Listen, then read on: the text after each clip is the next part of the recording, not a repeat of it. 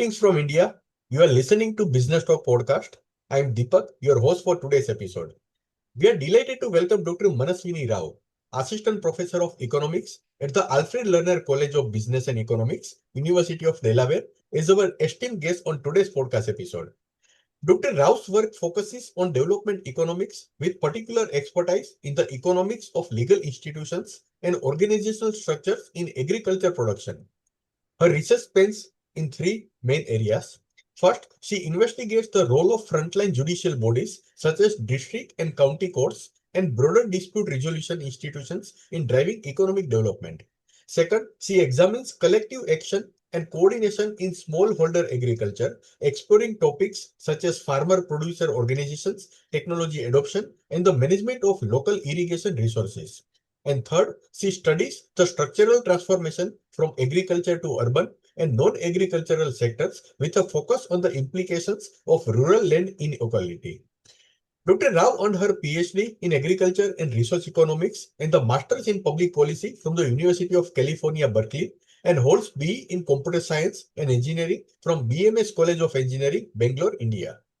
In this episode, Dr. Manaswini Rao shares insights from her research, Justice at the Grassroots, how local courts shape economic development, exploring the pivotal role of local judicial institutions in driving economic outcomes.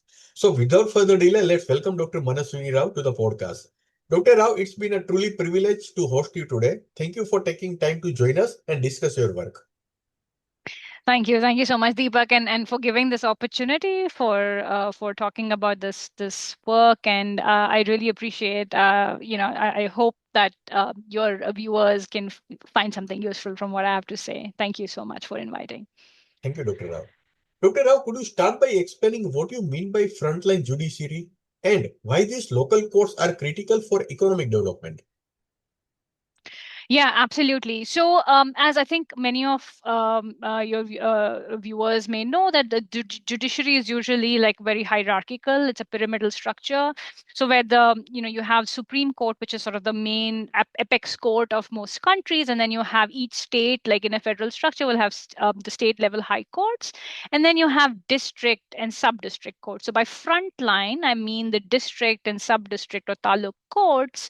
Um, and just purely by the structure, right, there are many more district courts and district judges than Supreme Court or like high courts, right? There's one Supreme Court for all of India with around 34 judges, if I'm not wrong. And even high court, if you look at all high courts in India, there are about 25 high courts, 1,000 judges. But district courts, you have, for each district, the 680 something districts, each judge has district court, and then there are many more. There are close to 23,000 sanctioned district judges. So purely by numbers, there are many court and many district judges and courts, and they're likely to affect the economic outcomes just by the nature of the structure and the role that they play in disputes.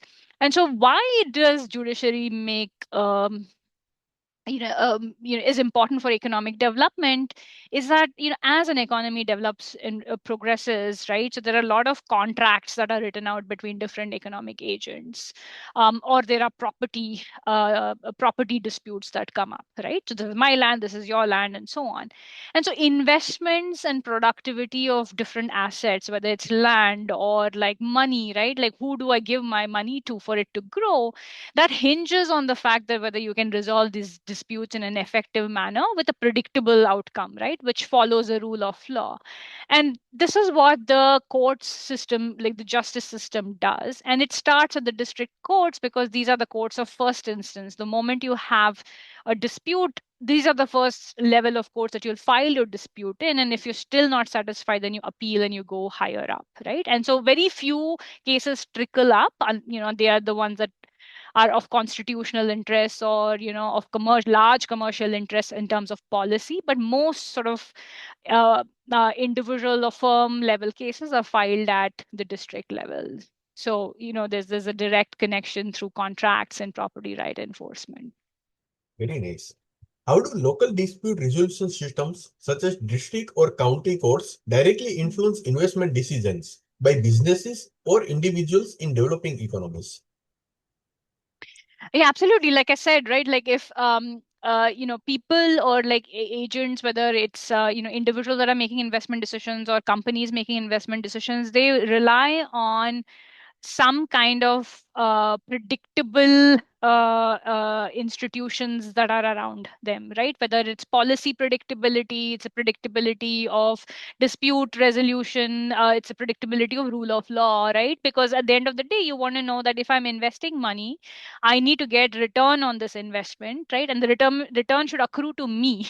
Right, rather than somebody just taking my money and running away. So if you have these well-functioning courts, right, at the grassroots, then these courts will enforce any kind of contract violation, right? And a lot of in the data, I see a lot of these cases are cases filed by banks, right? So for debt recovery, and so the more effective a local court is, it directly helps in the workflow of banks, and then indirectly it'll also help other firms, because then the banks are able to lend money to more people who it would otherwise not lend to, because it's kind of like worried whether people are going to repay the money or not.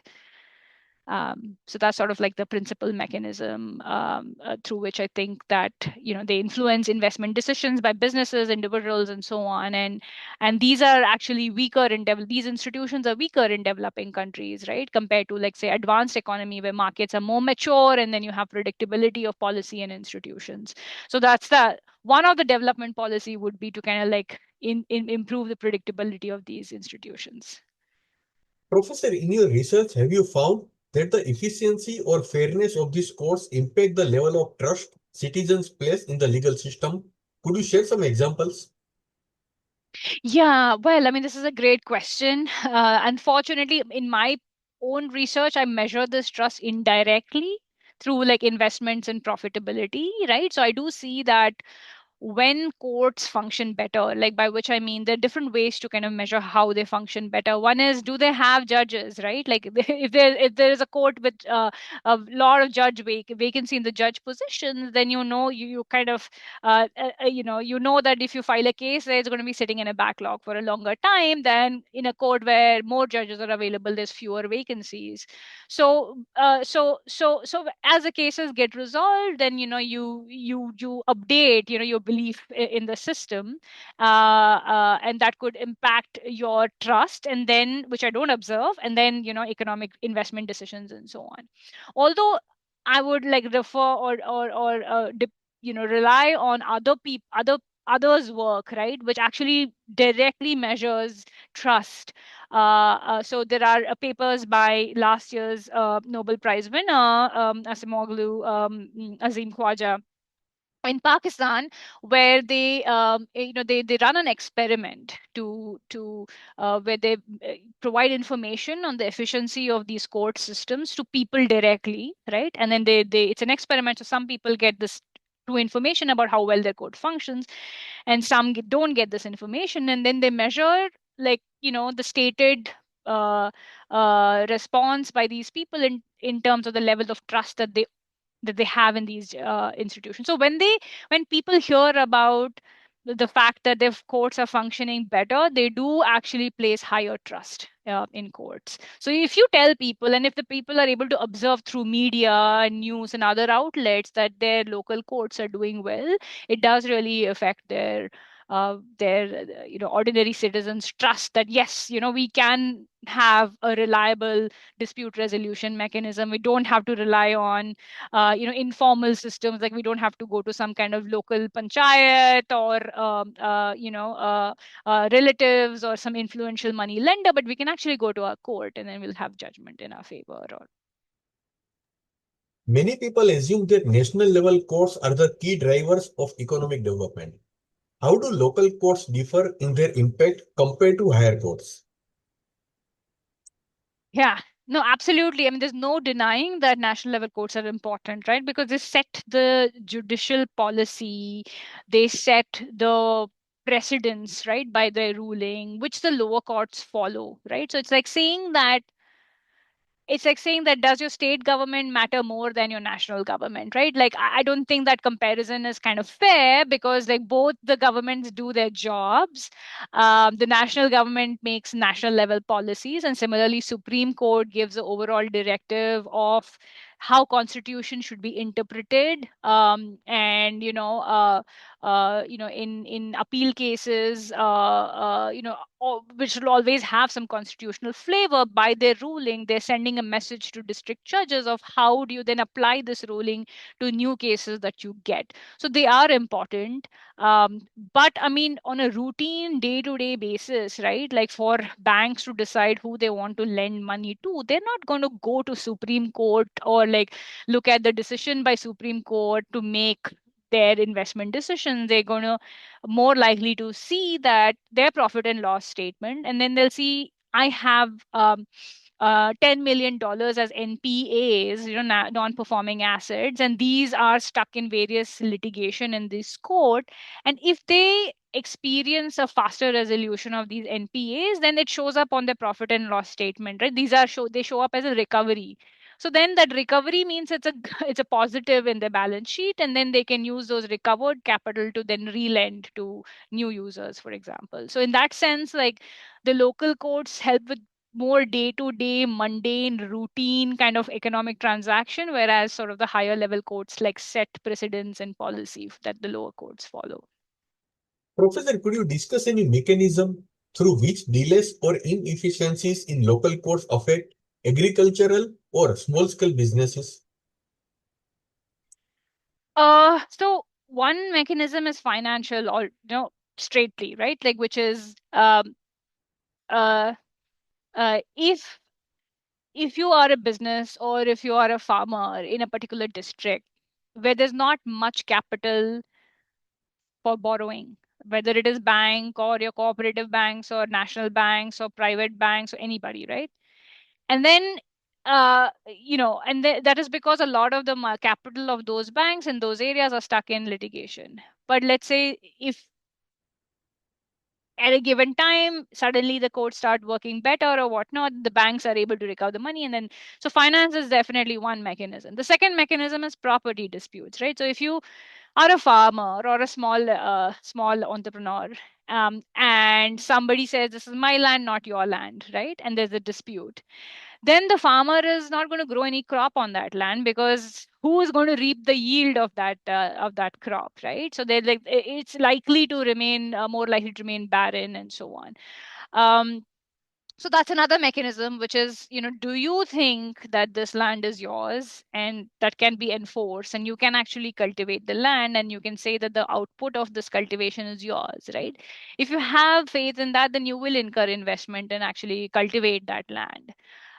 So that's a second mechanism, and I'm sure there's many others. Like let's say, even if you think about like safety of human life, right? Like courts directly play a direct effect through regulating the criminal justice environment in a particular district. But I haven't studied that aspect much more. I've focused mostly on the civil side of the function of these courts. Are there particular reforms or institutional practices at the grassroots level that have been shown to significantly boost economic outcomes? Yes, I think one of the one of the easiest, I don't know how easy it is from my perspective, I think is a low hanging fruit is to kind of address the vacancies, right? So I mean, and this vacancy problem occurs at all levels. Even 25% of high court judge positions are vacant, and similar number, 25% of district court judge positions are vacant. So if you can fill the vacancy, now I don't know what the constraints are. Is it a budget issue? Is it just somebody acting on time? I'm sure it may be harder than what I think it is, but like one reform is just routinely filling up these vacancies without delay is like an easy reform that can be undertaken, and then you know that the courts are not going to fluctuate in their output, right? There's going to be some kind of expectation on, okay, this is always going to be full capacity. I am likely to hear a resolution on my case within 1 year or 6 months. They'll have some kind of believability or like certainty over the productivity. Mm, the second is to expand the number of judges that you have per population. So India, people may think that like in India we have too many government officials or like too many judges. But if you scale it to the population that we have in India, right? We have 20 judges per million. population. And when you compare that with, let's say, US or Europe, like these advanced economies that have a lot of, businesses, the business dynamism is quite good. They have like 10 times or 5 times the number of, they have 100 judges per million population.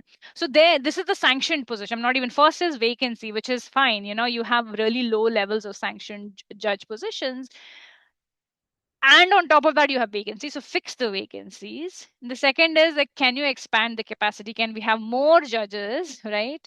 And then the third thing is,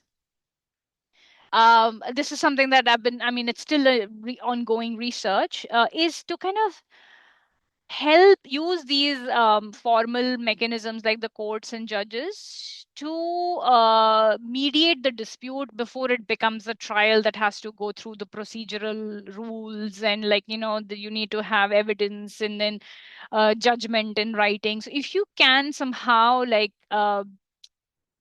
get the disputing parties to come to the judge's chamber, and the judge can facilitate some kind of mediation, right? That could be a win-win. Mediation is usually a bargaining-based approach, and that can create a win-win solution. So these are some things that I think. I mean, I'm sure there are many, many others, but off the top of my head and based on my research so far, I mean, I'm just beginning my career, and so depending on like how much I've studied, I'm sure like my views may change as I read more and as I produce more research. But I think this is sort of like where I think should be headed in terms of reform. How does the presence or absence of effective local judiciary system influence contract enforcement and the growth of local markets?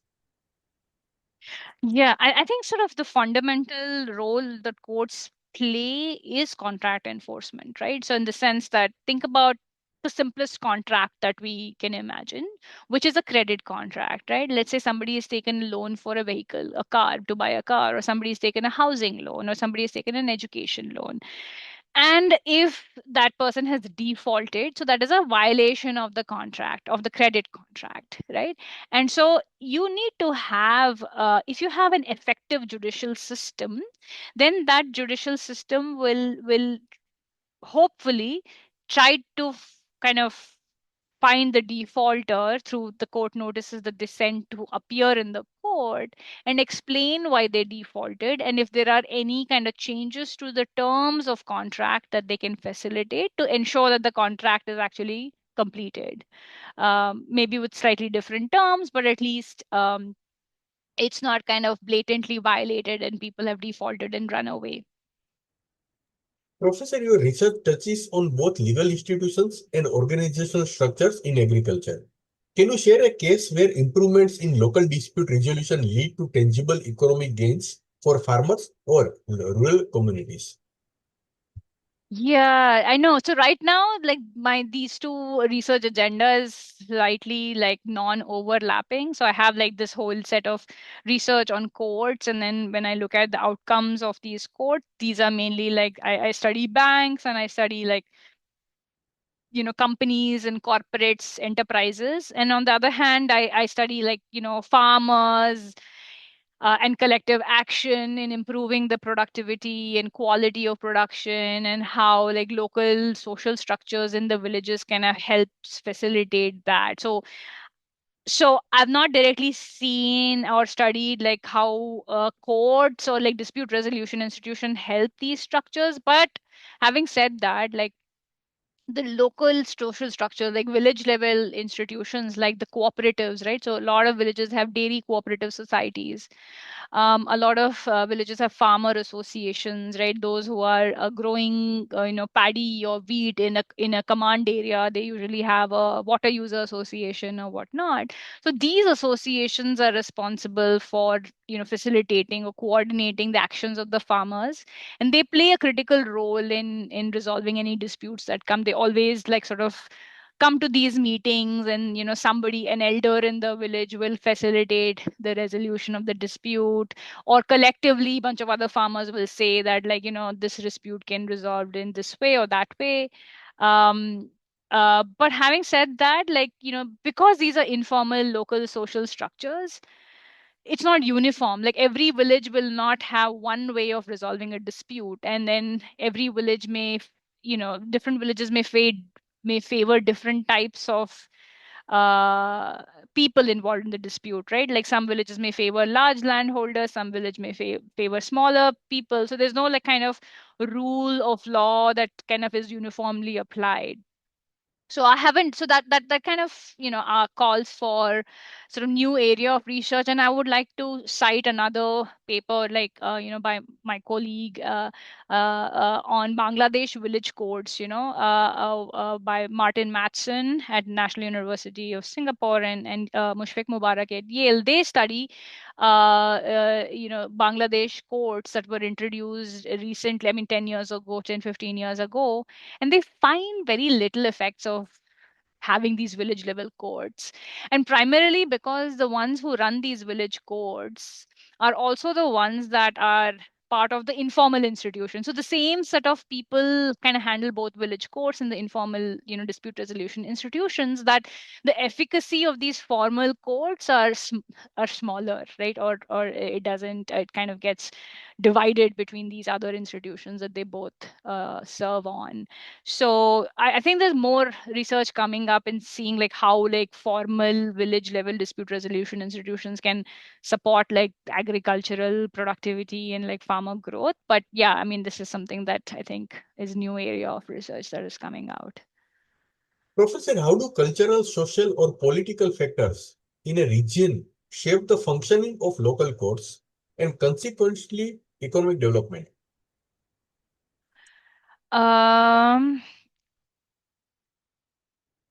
Again, I mean, this is something that is not directly related to my own research on courts. So I haven't studied the social or political economy factors. But one thing is, um, I mean, sorry, I have to think a little bit about this, but for sure, like I mean, the local norms shape, what people think is fair, right? And so obviously, like the judges interpret law in a particular context. So so it is important. So when we are studying institutions like courts, it is important to kind of account for or take into account the fact that cultural norms and political factors vary. So you have to somehow account for that, right? So either hold it fixed and let the quality of courts vary, or you study how social factors and economic factors and political factors influence the functioning of local courts. Um, so so the formal system, like for example, like the assignment of judges to courts, right? Like one good thing is that it's apolitical, because sort of for separation of powers, the politicians or the executive rarely has direct say in which judge to assign to Supreme Court, or which it's determined by the collegium, which is basically Supreme Court judges for high court judge assignment, or high court judges for district court assignment. So in that sense, like there is some kind of separation of powers, and you don't let political factors directly influence, although indirectly the political factors could influence how much budget is allocated to the judiciary, and that could affect like how many judges that they can hire in a particular year. So yeah, so there are these interesting questions that that should be explored in greater detail, but 100% that these influence the functioning of these systems and ultimately economic development. Professor, I would like to conclude this episode with my last question. Looking ahead, what policy recommendations would you make for developing economies seeking to strengthen local judiciary systems to foster broader economic growth? Yeah, one thing is, I mean, this is because, again, I may be biased because of my specific research interest in this area. But, like, for example, if you look at like the national budgetary allocation to specific sectors like education and health, which is rightfully so, about 5% of budget like expenditures are allocated to the education department, and similar fraction is allocated to health departments, right? If you look at any annual budgets for states or even the national level.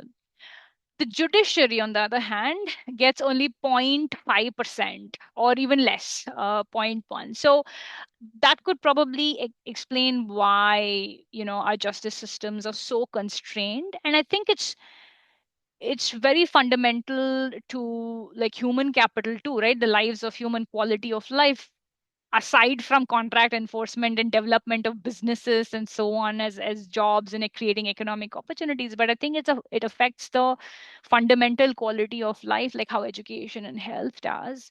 And I'm not saying that, like, it should be at the cost of reducing allocation to health or education, but also, like, these, like, how you think about education and health as like fundamental development policies, like justice is a fundamental development policy. And so greater infrastructure, greater like budgetary allocation to this sector could definitely, be one of the policies that developing countries should take into account.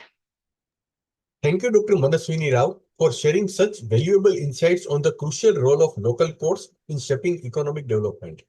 Your research highlights how strengthening grassroots judicial institutions isn't just about law, it's about building trust, enabling investment, and fostering sustainable growth in communities. We appreciate your time and expertise, and we look forward to seeing how your work continues to inform policies that empower local justice systems and drive economic progress. Thank you once again.